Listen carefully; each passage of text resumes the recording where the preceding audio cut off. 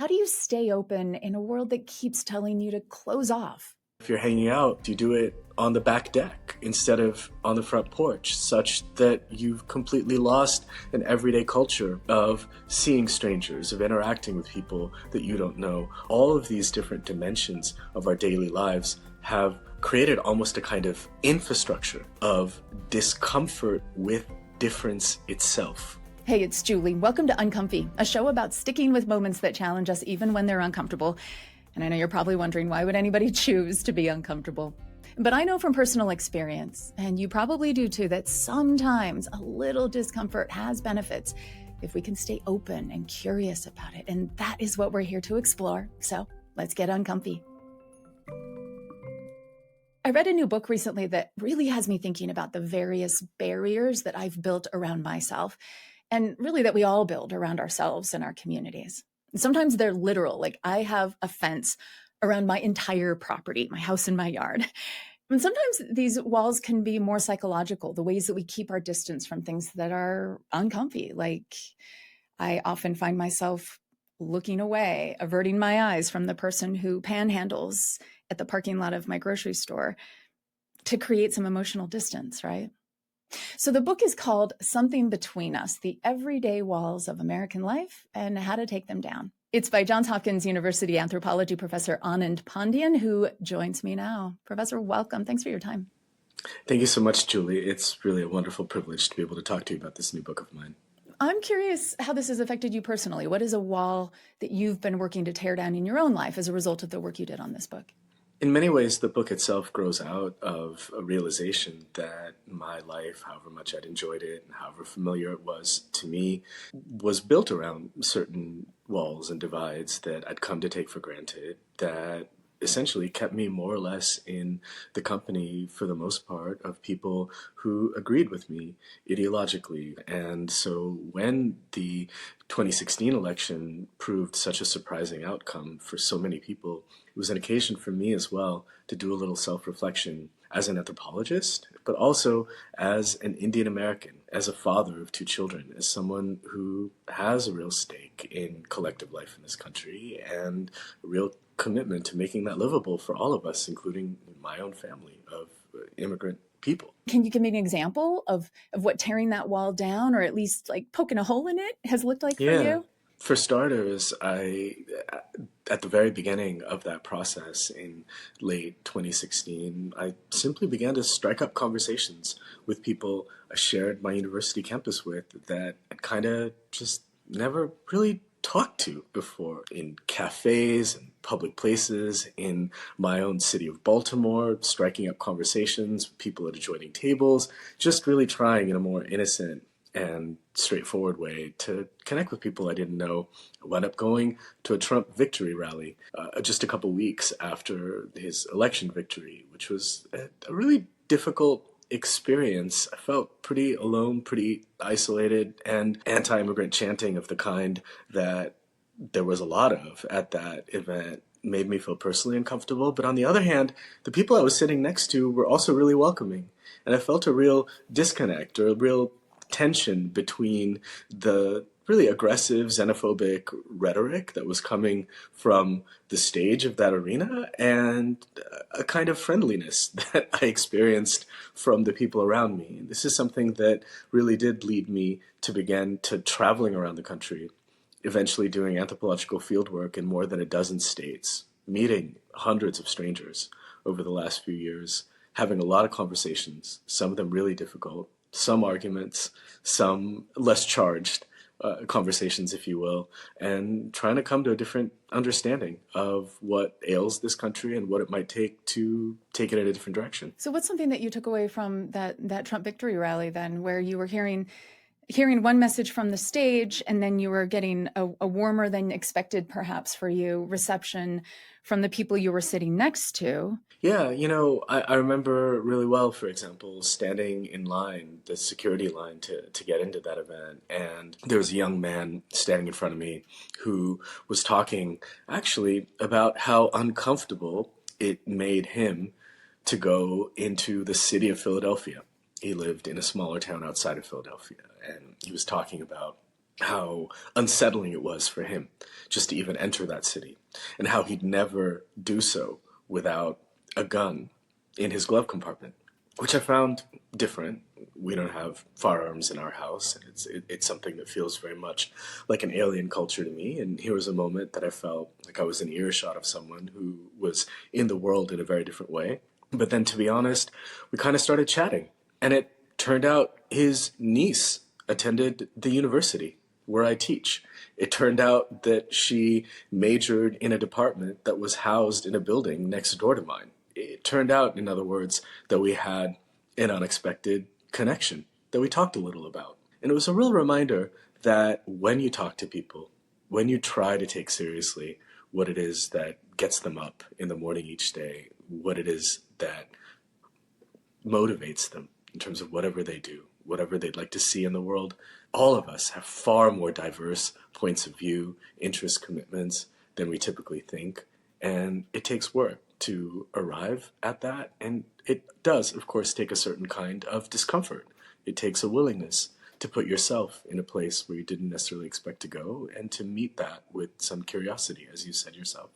Perhaps you've heard this criticism, because I've certainly heard it around the concept of uncomfy, and people who are in bridge building, doing bridge building work will often hear it, which is, okay, sure, these are people. I can, yeah, we all put our pants on the same way, right? I get that. But also the things that they are advocating for are harmful to me or to people I care about. And so, I mean, who we have to have walls. We have to push back. We need to have barriers. That's the thing about walls, right? That yes, they divide, but they also protect.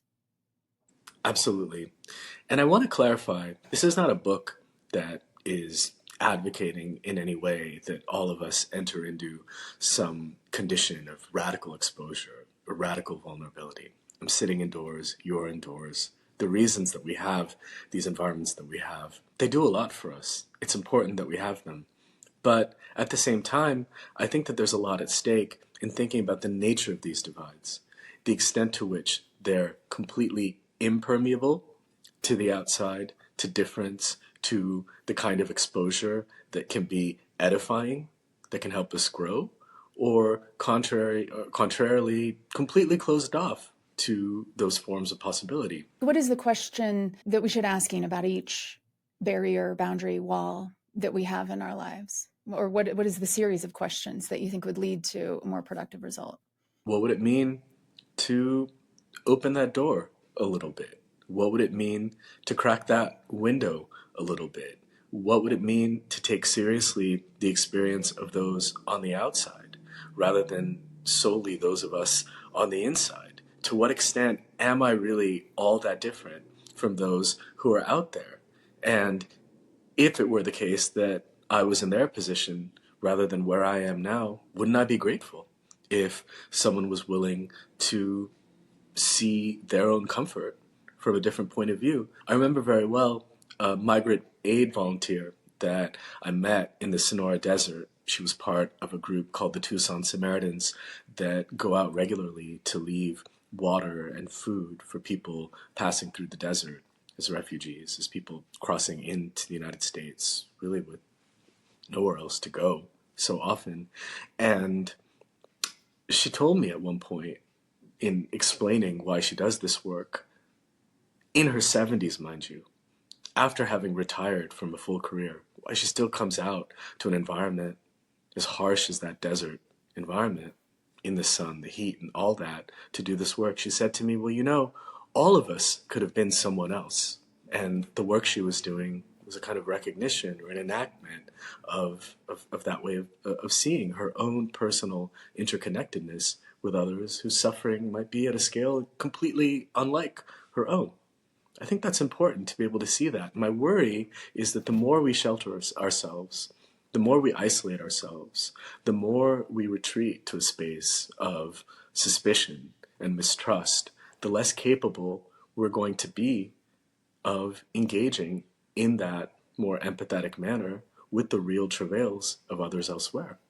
I'm going to admit that maybe my favorite section of the book, my favorite story, each chapter sort of involves you going into a different place that it was deeply uncomfy in a lot of ways, places that were outside of your own world. But there's this one section where you acknowledge that you had, over the course of, I don't know, maybe your adult life, largely sidelined childhood friends who leaned conservative, which I think is totally something a lot of us can relate to, whether it's conservative or liberal, kind of being like, oh, that one person, or whatever, I'm going to unfriend them on Facebook.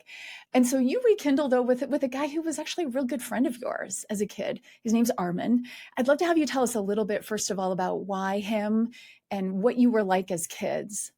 Armin and I grew up just down the street from each other in a suburb in Los Angeles. We carpooled together every morning. We sat next to each other in our science homeroom in seventh grade. When we were younger, in middle school in particular, we were much closer. But as happens, we kind of fell into our own respective sets of friends, our own respective circles, and we didn't spend as much time together in the later years of that middle and high school that we went to together. And we kind of drifted out of touch. And it was actually on Facebook that same fall of 2016, when I was beginning to think really seriously about these questions, that he reached out really unexpectedly on Facebook and friended me and said, "Don't laugh at my politics, LOL." And my whole family moved to Los Angeles on a sabbatical that my wife and I both had in 2017, and he was still living there. He's now a lawyer and has a family of his own, and a very successful legal practice. We began spending more time together and talking and arguing, in fact, about where things were going in the country. It was really interesting because the very coordinates of what we each thought was significant, what counted as news, what felt important, what felt worth talking about or taking seriously, were so fundamentally different. And it had everything to do with where we got our news, our sense of the world. One of the things that I learned and I write about in the book is the way in which each of us began to listen to very different radio stations, even in those middle school and high school years. Armin actually began listening to conservative talk radio at a pretty young age. He was a big Rush Limbaugh fan, and he found that it resonated for him in part because there were sort of prevailing ideas around politics at the school that we all went to that didn't sit entirely well with him. And so he found this other show validating. And he kind of became like a big fan. And what's, if I could just interrupt for a second, Anand, because the two of you actually had quite a bit in common, at least.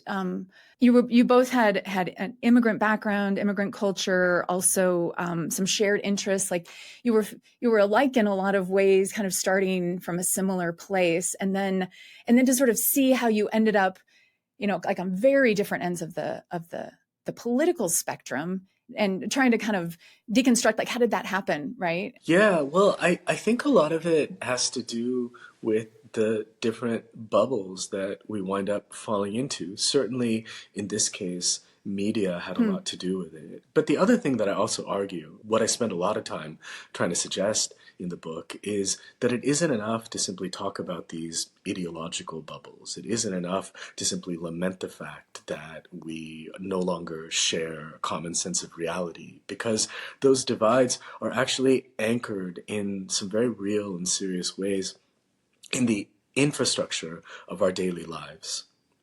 That it matters that when people listen, for example, to talk radio, they do it so often in a private automobile, which is already an isolated space in the world, which is so often a space that people occupy on their own as individuals on their way to work and back. That is to say, there's a relationship between the isolating nature of that environment that represents the way that we spend so much of our time outside our homes these days, and the isolating nature of that discourse that people often take in those spaces. And then when you come back home, if you live in a neighborhood where, say, for example, you get in and out of your house through your garage rather than your front door, where you walk into the house and, you spend your time inside. Or if you're hanging out with friends, you do it on the back deck instead of on the front porch, such that you've completely lost an everyday culture of seeing strangers, of interacting with people that you don't know. All of these different dimensions can actually feed on each other, and I would say intensify those experiences, not only of isolation, but also, to the point of your podcast, of discomfort with ideas that are unfamiliar, with people that are unfamiliar, with stories that don't quite sit well with how you've come to live. All of these different dimensions of our daily lives have created almost a kind of infrastructure of discomfort with difference itself that I think has a lot to do with these social and political impasses that we find ourselves in now. And because it's an infrastructure, that suggests to me that we can't expect for these encounters to happen naturally, that the roads are built, the walls are made quite impermeably, and the only way that if we desire to kind of break through some of that, is we have to make very intentional choices. We have to make intentional choices, yes. And in some ways, the book grows out of certain intentional choices that I was able to make. Yeah. As an individual, as an anthropologist, spending time with people I don't know, being in places that I'm unfamiliar with, trying to learn how to tell stories about ways of being in the world that are very unfamiliar to me. On the other hand, the book itself isn't ultimately, I would say, a completely gloomy story. Because the other side of all this, that I also spend a lot of time with, and I think it's important to convey in this conversation as well, is that as long as we've had these forces of isolation, division, and let's use this word too, segregation at work in the United States, these lines between lives that matter, say, and lives that don't, we've also had people organizing against those dynamics, people building other ways of being together with each other in order to develop alternative forms of collective possibility, often for minoritized or marginalized communities who have no way of really eking out a living in a society that is so often as segregated and unequal as ours, except by leaning into those relationships.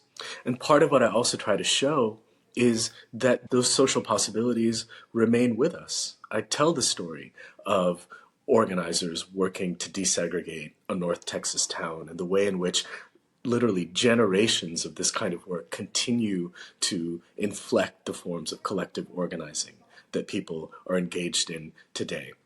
I tell the story of a climate activist named Mark Baumer who made a really difficult decision to walk barefoot across the country along highway shoulders to protest climate change. The untimely demise that he met, to be sure, in exposing himself in such a radical and difficult way, but at the same time, all the work in pedestrian safety and in creating roadways habitable for all kinds of living beings that the work of people like his has inspired.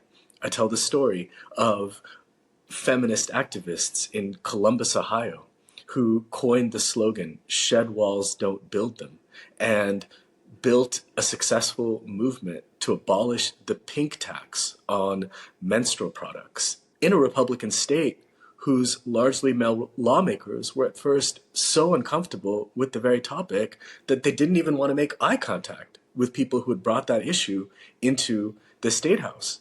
And yet they got this work done by building unexpected forms of alliance and solidarity with people across the aisle, and built a different kind of common sense that was ultimately politically efficacious. So you see these forms of possibility that have long been with us in this country and that continue to be with us, and in my mind represent ways of working effectively beyond those divides that I narrate. And part of what I'm arguing is that we have a lot to learn from those ventures as well.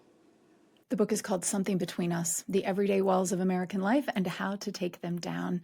It's written by Anand Pandian, who's a professor of anthropology at Johns Hopkins University. Professor Pandian, thank you so much for your time today. Thank you so much, Julie. It was really such an honor to speak with you about the book. And thank you for getting uncomfy with us today. What do you think about this idea of building up and tearing down the walls in our lives? I'd love to hear your story. Email uncomfy@byu.edu or connect with us on social media. Uncomfy is a BYU radio podcast. Samuel Benson produces it, and the team includes Hyobin Kim and Sam Payne. Our theme music was composed by Kelsey Ney. I'm Julie Rose. Can't wait to get uncomfy with you again next week. It's Julie. Hey, one quick thing to mention to you. I would love to recommend a podcast called In Good Faith. It's from the BYU radio family of podcasts. It's hosted by Stephen Cat Perry. And this show is all about connecting with believers from various religions. On Uncomfy, we're looking to have hard conversations, and it doesn't get harder than talking about religion when you have different traditions and beliefs. And this podcast is just so cool because Stephen talks with people about their own personal faith journeys, people from all walks of life, Christians, Buddhists, Jews, Muslims, many, many more. And it's a chance to hear their stories in their own words. And I always come away with a deeper understanding both of their faith and of my own faith in listening to these conversations. Plus, Stephen's just a really well-traveled guy, so his unique global perspective adds this really great richness to every conversation. So check out In Good Faith. You can listen on all the podcast apps, and I'd love to hear what you think about it.